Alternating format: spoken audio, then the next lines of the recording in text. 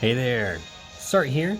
So in my previous video, I had a lot of people comment in the comments section, asking what to do if their, Reagan was only EX0 or EX1, or if their Fina was only EX0 or EX1.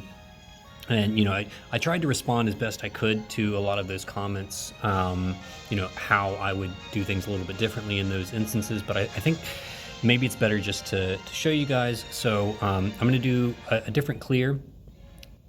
Basically the same team with a couple of modifications, and I'm just going to use them differently to show you how to do this in a 5-turn rotation instead of a 4-turn rotation, okay? Basically the same team. We're going to be relying on Knights of Grandshelt to basically do all the damage just like before. So you still need a very strong Knights of Grandshelt to get this one done in the turn limit. I did tune down my Knights of Grandshelt a fair bit from the previous one to replicate more of like an EX +2 Knights of Grandshelt, I think. I'll show you when we get in there. So the big thing is, let's make sure I've got enough energy to actually do this fight. The big thing is just getting it done in the turn count. So this is a 5-turn rotation, so we've got 5 turns to play with, so we'll get it done. And then the no KOs one. So since we're going to turn 5, that means we have to be prepared to take the big AoE fixed damage attack on turn 4. And it is a fixed attack with magic damage. So as long as you bulk everybody up with a good amount of spirit and HP, we should be able to handle it without anybody dying. You shouldn't need re-raise. Even though we have Fina to provide re-raise, obviously that counts against you if someone dies and has to be re-raised. Another option is just to give everybody a form of guts, but I figure I'll demonstrate that you can survive the nuke and you don't have to worry about re-raise or guts or anything to survive it. All right. So here's the team, basically the same team, except well, like I said, I have an EX0 Reagan, so I threw him in there, but I do not have an EX0 Fina. And so I'm going to use her, I'm actually going to use her like an EX +1, so we'll use her SLB on turn 5, on the kill turn, okay? But I will not use it on turn 4 like I did in my previous video, okay? So imagine she's an EX +1, all right? And Laswell and Reagan is my swap in for Nickel, because quite a few people said, oh, I don't have Nickel, I don't have Sakura, so I can't use leader skills. That's fine. We'll swap them out. We'll throw in Laswell and Reagan because he's a pretty old Neovision at this point. Hopefully you've got him. Hopefully you've got him at least to EX1, because he does need to be EX +1 in order to access his tag chains in his Brave Shift form. All right, but that's all that he really needs. Hallowed Aegis Charlotte, still great, works just fine here, 7-star unit. And let's take a quick look at the gear. I did make a few modifications to my Charlotte. So one of the things that someone commented on in my previous video is that Atomic Ray is actually fire elemental. I did not realize that. And so by making Charlotte 100% fire resistant, she will take 0 damage on turn 3, no matter what the boss does. RNG is no longer a factor, thank goodness. I probably should have actually tested that out before I did the video, but no worries. She is 100% fire resist, 200% light resist. She doesn't need to be 200% light resist because we do have access to Alexander's, who you can put that on anybody to give her a 70% light buff. But it's easy enough to build her 200%, so you don't have to worry about it, because the boss only does a 100% light imperil. That's all the boss does imperil-wise. So making her 200% just takes care of that, no problem. Otherwise, just standard bulk gear for a tank. Yep, nothing too special there. Doesn't need a vision card of any kind. Call of the Wild is there because she will be entrusting her LB quite a bit, and so making sure that she has access to that is really, really nice. Okay. Reagan, since he's EX0, he's obviously going to be doing 0 damage here.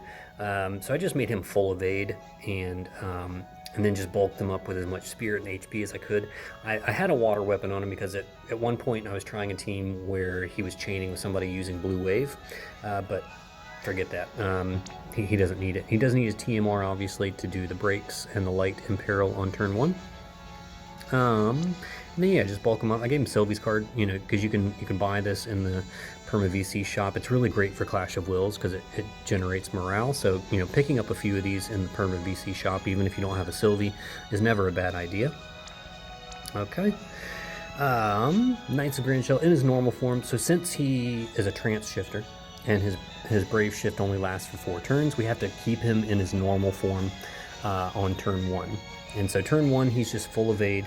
I gave him Tyvus' Spirit so he could give himself a little LB buff on turn 1, and then do his LB on turn 2. Okay. You notice I gave him a free card that you can get in the Perma VC shop. That's Chizuru's card there. So I'm trying to build him more like an EX2 Knights of Grand Shell here. In his Brave Shift form, obviously, he needs to be built for damage. So I only gave him 2 pieces of Clash gear, one for the chain cap up and then the Ruler's Crown. Otherwise, you know, just some other gear you can get from other units. Tuned him down a fair bit. You know, nothing too exciting going on here. Chizuru's Vision card, obviously. Just make sure that he is capped on his killers. 300 Demon, 300 Dragon, 300 LB damage. He should be good to go. All right. Fina is, again, just built for Spirit, for bulk, for Spirit and HP to survive the turn 4 nuke. I gave her some Bahamut synergies so that she can fill up the Esper gauge, because we're gonna need to summon Bahamut for the 30% light amp field for the party. All right, otherwise just bulk her up. You do have to put Bahamut Esper, you have to equip her with Bahamut Esper, by the way, because she cannot summon any Esper on the field, so do keep that in mind. Laswell and Reagan, again, just bulked up with Spirit and HP. Nothing fancy going on here. You could make him full physical evade in this form, so he takes no physical damage, but as you're going to see, the physical damage isn't really all that bad. In his Brave Shift form, I gave him a light elemental weapon so that he dual element chains. That's just to help ramp up the chain faster for Knights of Grand Shell to cap. Alright, we're going to be using his tag chaining skill, Twin Blades of Flame, okay, which is a fire element, so he'll be fire and light, so dual element. You could give him, if you have a sword with even more elements or a weapon with more elements on it, the better. All right, more elements the better, because it just ramps up the chain that much faster. So keep that in mind. All right. And that's pretty much it. Okay, let's see how we get this done in 5 turns.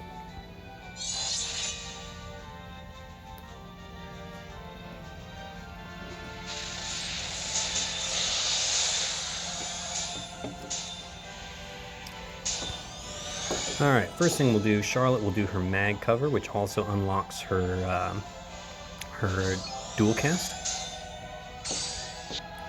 Alright, Reagan will just do his TMR Lightbreaker. Laswell, he can honestly just, yeah, I mean, he could just guard on this turn, that's fine. If you wanted to, I mean, you could have your Knights of Grand Shell do their normal LB on this turn, you know, just for that little extra bit of chip damage, but, I mean, it's not really necessary. So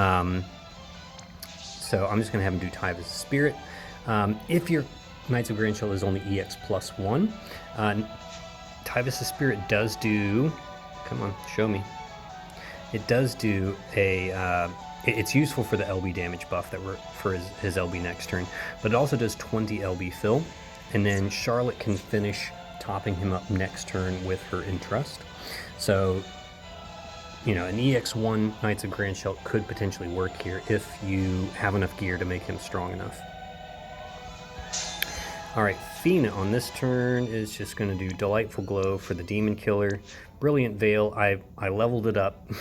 So if you saw in my previous video, I had not leveled it up and it only did a 10% light amp, but it does a 30% light amp if you fully level it up. Okay, and then we'll do Protectica for the physical mitigation for the party, because not everybody is physical evade. And as you can see, the physical mitigation and the breaks combined make this, yeah. Alright, Charlotte tanks the gravity damage, so we don't have to worry about that. Alright, now Fina can summon Mega Flare. Alright, this will put up the light amp field for an extra 30% light amplification. Reagan will go ahead and just get rid of the Mirage. We don't need, you could put 10,000 needles on them, but as you're going to see, it's not necessary. You know, as long as your units are reasonably bulky, the physical damage is not going to hurt them that bad. Alright, triple twin blades of flame. So if your Knights of Grandshot was only EX1, this is where you'd have Charlotte entrust over to him. We don't need to worry about that since mine is EX3, but that's just what, you know, one option that you could do there. Instead, I'm just going to have Charlotte heal. Okay. We'll do Mirror of Infinity. Might as well Reagan or tag chaining, and yeah, let's do just a little chip damage here, right? Because we got to put a stack on that LB anyways.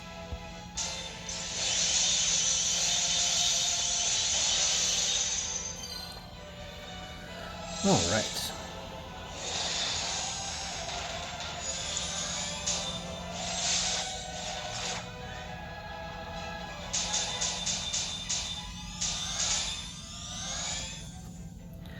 Alright, so this should look pretty familiar from the last one. We are going to Shelga, Protectica, and then we're going to Dispelga because we got to get rid of the boss's attack and mag buffs. That's what will kill you on turn 4 if you don't get rid of those. Alright, Charlotte is going to do her mag cover. And I guess we'll do... Does anybody need healing? No, no one really needs healing. So this would be a good opportunity to entrust her LB to... Oh no, we don't need to do that. All she's got to do this turn is her mag cover, actually. And she's good to go. These guys just do Dragon Slayer Blade for the Dragon Killer buff. Alright, Reagan's going to do all of his grandest skills for the bigger breaks. Knights of Grandshot does all of his grandest to get prepared for some bursting, and we should be good to go.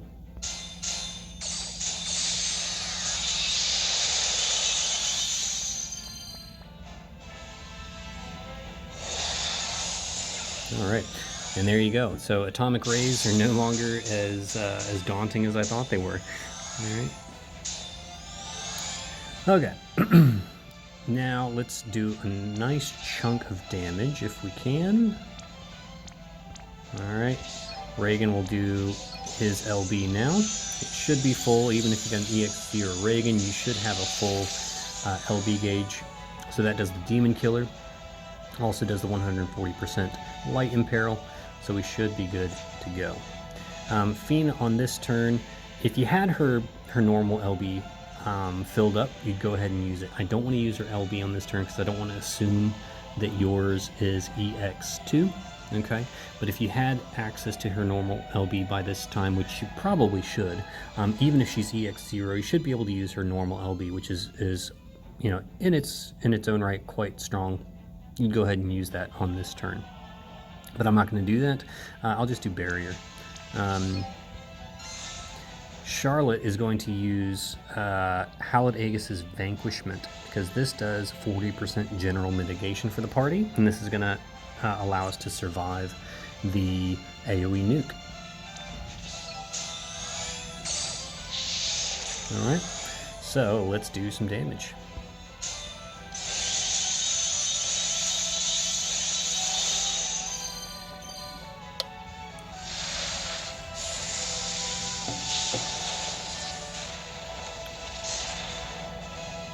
And there you go. Everybody survives comfortably.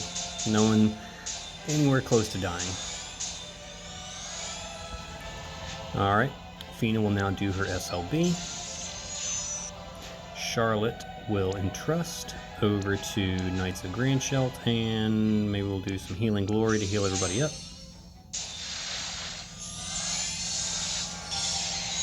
Not that it really matters. All right, and we'll just reload and repeat, and hopefully this one is enough to finish off the fight. Let's see.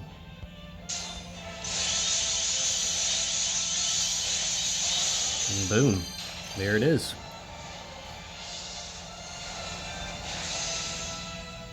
All right.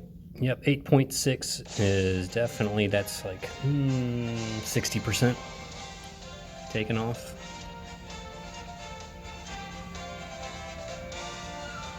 All right, so you can see that SLB definitely helps finish off the fight there. All right, so yeah, there he is, Knights of Grand Shelp doing the 15.6. So yeah, getting it done. And like I said, this is sort of like the bare minimum to comfortably get it done consistently. You could do it with a slightly weaker team, but you might just have to roll for damage variance, which I know it sucks, but you know, it is the nature of beast. Like I said in my previous video, I really hate these unit limited trials because it really limits what you can do and your ability to finish the fight with an all missions clear. But that's just a sort of an extended rotation, how you could do it in 5 turns. All right, hopefully this was helpful to you guys. Stay tuned because we do have some more content in the pipeline for this week. A couple of different Clash of Wills clears that I'm working on. And if you guys have any other requests, feel free to let me know in the comments below, and I will see you on the other side.